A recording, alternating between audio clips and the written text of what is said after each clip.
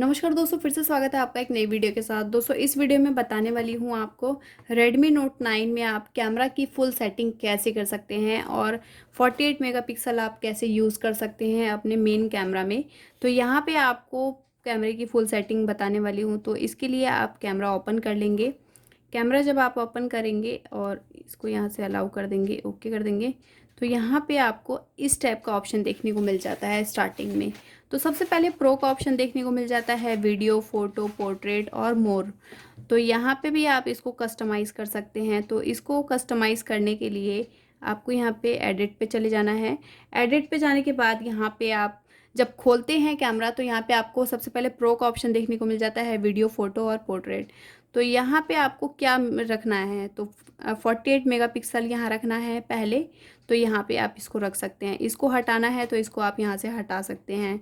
तो इस टाइप से आप जो कैमरा ज़्यादा यूज़ करते हैं स्लो मोशन, तो इस टाइप से आप इसको ऐसे रख सकते हैं। और इसके बाद यहाँ पे चेक मार्क पे क्लिक कर देंगे। अब यहाँ पे आप देख सकते हैं कि यहाँ पे आपको सबसे पहले 48 मेगापिक्सल का ऑप्शन देखने को मिल रहा है, स्लो मोशन, प्रो मोड और वीडियो, फोटो, इस टाइप से। ठीक है, तो यहाँ पे बाकी की चीज़ें तो आपको पता ही है कि इस फ़ोन में कैसे कैसे फ़ीचर हैं। तो यहाँ पे इसकी सेटिंग आपको मैं बता देती हूँ। तो यहाँ पे मोस्टली वीडियो और फ़ोटो की सेटिंग होती है। किसी भी मोड पे आप हैं तो यहाँ पे फ़ोटो और वीडियो की सेटिंग ही मेन होती है। तो सबसे पहले हम यहाँ पे वीडियो की सेटिंग कर लेते हैं। तो वीडियो वाले सेक्शन पे आपको क्लिक रहने देना है। तो ये आपका इस स्टेप से आएगा और इसके बाद यहाँ पे 3 डॉट पे जाएंगे। तो ये वाले सेटिंग तो आपको पता ही होगा कि कैसे शूट करना है। और ऊपर आपको इसका जो रिजोल्यूशन है वो देखने को मिल जाता है कि आपको हाई क्वालिटी का चाहिए या फिर मीडियम क्वालिटी का। यहाँ पे आपको 720 पिक्सल का यूज़ होता है कैमरा, और यहाँ पे आपका HD क्वालिटी में होता है। तो यहाँ पे आप देख लेंगे कि आपको कैसा शूट करना है और यहाँ पे आपको सेटिंग पे क्लिक करना है। इसके बाद तो यहाँ पे आपको काफ़ी सारे ऑप्शन देखने को मिल जाते हैं। तो जो वीडियो का ऑप्शन है इसकी बस इतनी सेटिंग है, बाकी ये जर्नल सेटिंग है, सभी के लिए अप्लाई होती है। ठीक है, तो यहाँ पे आप इसको अगर क्लिक रहने देते हैं तो यहाँ पे आपका वीडियो बनाने के बाद जब आप वीडियो प्ले करते हैं तो टैग वैग का ऑप्शन आता है। तो ये वो वाला ऑप्शन है। बंद करना चाहते हैं तो यहाँ से आप बंद कर सकते हैं। और यहाँ पे इमेज स्टेबलाइजेशन होता है। तो ये इसलिए होता है जब आप इसे ऑन कर देंगे तो यहाँ पे आपका जो कैमरा काफ़ी ज़्यादा हिलता डुलता है ना, जब आप कैमरा ऑन करके और कहीं पे आप भाग के शूट कर रहे हैं या फिर चल रहे हैं, तो वहाँ पे जो आपकी इमेज है वो स्टेबलाइज हो जाएगी, ज़्यादा ऐसे हिलेगी डुलेगी नहीं। तो यहाँ पे आप इसे ऑन रखेंगे। तो ये ब्लॉगिंग वगैरह अगर आप बाहर कर रहे हैं तो आप इसे ऑन रख सकते हैं। ठीक है, और यहाँ पे वीडियो रिकॉर्डर का ऑप्शन आता है। तो इस पर आप क्लिक करेंगे तो यहाँ पे आपको दो ऑप्शन देखने को मिल जाते हैं, हाई कंपैबिलिटी और हाई परफॉर्मेंस। तो यहाँ पे अगर आप और भी ज़्यादा हाई क्वालिटी का शूट करना चाहते हैं तो आप इस पे रहने देंगे। तो ये इस पर्पज़ के लिए है सिर्फ कि अगर आप इसी में शूट करके इसी में देखना चाहते हैं और इसी से अपलोड करना चाहते हैं तो इसमें आप इसका यूज़ कर सकते हैं। लेकिन अगर आप इस पे शूट करेंगे इस पे रख के और अगर आप अपने कंप्यूटर में डालेंगे तो वहाँ पे वो कोडेक अवेलेबल नहीं होता है, तो जिससे आपकी जो वीडियो है वो प्ले नहीं हो पाती है। तो मेरी मानेंगे तो यहाँ पे आप इस पे रहने देंगे। तो यहाँ पे आप अपने हिसाब से देख के कर लीजिएगा। और इसके बाद वॉल्यूम बटन की बारी आती है। आप इस पर क्लिक करेंगे तो यहाँ पे जो वॉल्यूम का बटन है आप उसको किस पर्पज़ के लिए यूज़ करना चाहते हैं, जूम करने के लिए या फिर वॉल्यूम करने के लिए या फिर शटर के लिए। तो यहाँ पे आप देख लेंगे कि आपको कौन सा पर्पज़ यूज़ करना है। ठीक है, और बाकी यहाँ पे जर्नल सेटिंग आ जाती है। तो कस्टमाइज़ पे जब आप क्लिक करते हैं तो यहाँ पे आपको फीचर लेआउट का ऑप्शन देखने को मिलता है। इस पे जब आप क्लिक करेंगे तो ये तो मैंने आपको बता ही दिया। और कैमरा मोड्स यहाँ पे आ जाता है। तो कैमरा मोड यहाँ पे जब आप क्लिक करते हैं तो जो अभी फीचर आए थे ना यहाँ पे स्लाइड करने वाले, तो यहाँ पे जो ये वाला ऑप्शन था, अगर आप इस पे कर देते हैं तो उसको आपको स्लाइड करने का वो नहीं करना पड़ेगा। आप नीचे से स्लाइड करेंगे तो आपकी सारी चीज़ें आ जाती हैं, स्लो मोशन वगैरह जो भी आपके फीचर दिए गए हैं। इसके बाद बैक कर देंगे और इसके बाद कलर्स का ऑप्शन आ जाता है। तो आपका जो लिखा हुआ है ये येलो कलर में है, और आप अगर आप इसको ऐसे कर देंगे तो ये जो लिखा हुआ है ना फ़ोटो वीडियो वगैरह वो इस कलर में हो जाएगा, इस कलर में हो जाएगा, इस कलर में हो जाएगा। तो मैं ब्लू कलर करके अप्लाई कर दूँगी तो हमेशा ये ब्लू कलर में ही दिखेगा मुझे। इसके बाद साउंड की बारी आ जाती है, तो साउंड पे आप क्लिक करते हैं तो यहाँ पे आप इसका शटर साउंड चेंज कर सकते हैं, डिफ़ॉल्ट करना है तो डिफ़ॉल्ट कर सकते हैं। इसके बाद बैक कर दूँगी। इसके बाद बारी आ जाती है लोकेशन की, तो यहाँ से आप इसका लोकेशन भी सेव कर सकते हैं। तो ये आपका जब फ़ोटो वगैरह लेते हैं तो पता चल जाता है कि किस लोकेशन से ली गई है। और शटर साउंड यहाँ से आप बंद कर सकते हैं, जैसे कैप्चर करके क्लिक करते हैं फ़ोटो, आवाज़ आती है तो यहाँ से आपकी फ़ोटो की आवाज़ नहीं आएगी जब आप क्लिक करेंगे तो।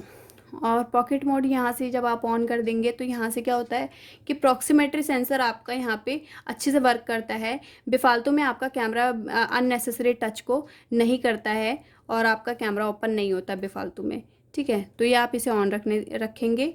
और इसके बाद यहाँ पे प्रीवियस मोड का ऑप्शन आ जाता है।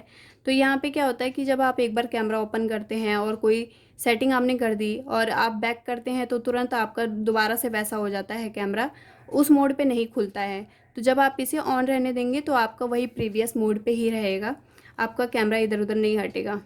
और इसके बाद एंटी बेंडिंग का ऑप्शन आता है, आप इस पर क्लिक करके इसमें जब आप यहाँ पे फ़ोटो लेते हैं तो यहाँ पे आप इस पे भी ले सकते हैं। ये हाई क्वालिटी के लिए होता है, जब आप काफ़ी ज़्यादा उजाले में फ़ोटो ले रहे हों अपनी, तो यहाँ पे अगर आप लो लाइट में फ़ोटो ले रहे हैं तो यहाँ पे इसे ऑफ़ रखिएगा, अदरवाइज़ यहाँ पे आपकी पिक्सल्स जो है फटेंगे। ठीक है, इसके बाद यहाँ पे आपको अगर प्रॉब्लम आ रही है तो रिस्टोर कर सकते हैं और इसके बाद बैक कर देंगे। तो ये आपके वीडियोस की सेटिंग थी। अब बारी है फ़ोटोज़ की। फ़ोटोज़ पे आप क्लिक करेंगे तो थ्री डॉट पे जाएंगे तो यहाँ पे आपको जैसे कि कई लोग बोलते हैं कि इतना ही फ्रेम आ रहा है, इससे बड़ा नहीं आ रहा है, फुल स्क्रीन में करना है, तो थ्री डॉट पे जाएंगे तो यहाँ पे फुल पे कर देंगे तो कैमरा आपका फुल स्क्रीन मोड में एक्टिव हो जाएगा और पूरा कैमरा ओपन हो जाएगा। ठीक है, इस पे जाएंगे तो आप इसको इतना फ्रेम भी कर सकते हैं, तो आप देख सकते हैं इतना फ्रेम आ रहा है। और यहाँ से आप इतना भी कर सकते हैं और इसको आप इतना भी कर सकते हैं, तो इतने फ्रेम में आपकी फ़ोटो आएगी। ठीक है, और यहाँ से आपका काउंटडाउन आ जाता है कि आप यहाँ पे काउंटडाउन अगर आपका सेलेक्टेड है इस टाइप से तो इसको आप यहाँ पे हटा भी सकते हैं यहाँ पे क्लिक करके। और बाकी ये चीज़ें तो आपको पता ही होंगी। और इस पे चले जाएंगे हम सेटिंग पे।